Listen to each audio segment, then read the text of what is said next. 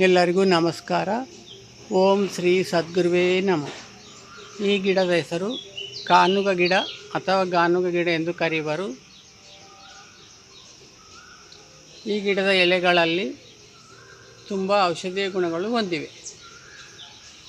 ಹಳ್ಳಿಗಳಲ್ಲಿ ಈ ಗಿಡದ ಚಿಕ್ಕ ಚಿಕ್ಕ ಟೊಂಗೆಯ ತುಂಡುಗಳನ್ನು ಹಲ್ಲು ಉಜ್ಜಲು ಬಳಸುತ್ತಾರೆ.